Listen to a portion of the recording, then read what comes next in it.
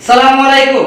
ওয়ালাইকুম আসসালাম। আমাদের সাথে খুবই গুরুত্বপূর্ণ একটি বিষয় নিয়ে আলোচনা করব। খুবই গুরুত্বপূর্ণ একটি বিষয় যা সবারই জানা জরুরি। আজকে আমরা ভগ্নাংশ নিয়ে কথা বলবো।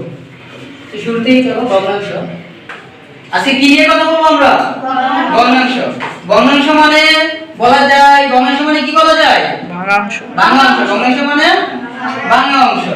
আমরা এখানে হচ্ছে 2 একটি পূর্ণ সংখ্যা। 2 কি সংখ্যা? পূর্ণ সংখ্যা। 2 একটি পূর্ণ সংখ্যা। কিন্তু আবার দুইটি পূর্ণ সংখ্যা যখন আমরা অনুপাত করব তখন তাকে বলা হবে ভগ্নাংশ। যেমন এখানে 3 একটা পূর্ণ সংখ্যা, 4 একটা পূর্ণ সংখ্যা, কিন্তু এটা অনুপাত বা ভাগের চিহ্ন। আমরা অনুপাত যখন করেছি দুইটি পূর্ণ সংখ্যার অনুপাতকে বলা হয় ভগ্নাংশ। দুইটি পূর্ণ সংখ্যার অনুপাতকে কি বলে? ভগ্নাংশ। ভগ্নাংশ। এই ভগ্নাংশে সবাই দেখো, ভগ্নাংশের উপরের অংশকে বলা হয় লব। ভগ্নাংশের উপরের অংশকে কি বলে? লব। আর ভগ্নাংশের নিচের অংশকে বলা হয় হর। ভগ্নাংশের নিচের অংশকে কি বলে? হর। উপরে লব আর নিচে হর। এখন সামনে আসো ইয়ামনা আর রাইসা। ইয়ামনা আর রাইসা সামনে আসো। কুইক তাড়াতাড়ি। কুইক তাড়াতাড়ি আসো। দেখো ঠিক হয়ে দাঁড়াও সবাই। দেখো ইয়ামনা একটু ওইদিকে যাও। ইয়ামনার চেয়ে কি রাইসা একটু লম্বা না? ইয়েস। তে ইয়ামনার চেয়ে দেখো ঠিক হয়ে দাঁড়াও বাবা। ইয়ামনার চেয়ে কি রাইসা একটু উপরে আছে না? ইয়েস।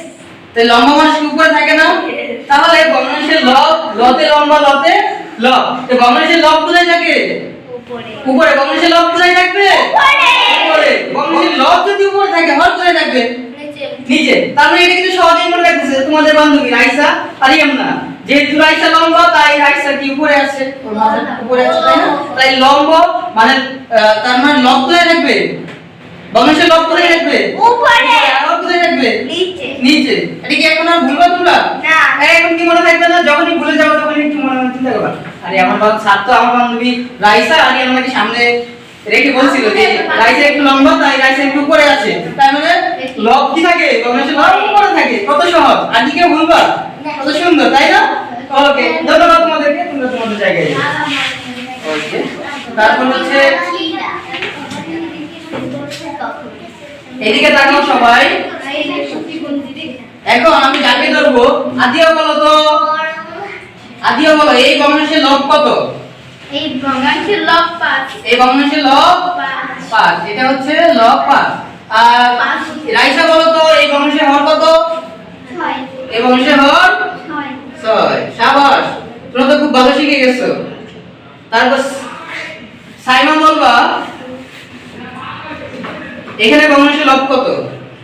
1। ভগ্নাংশের লব 1। এখানে ভগ্নাংশের লব কত?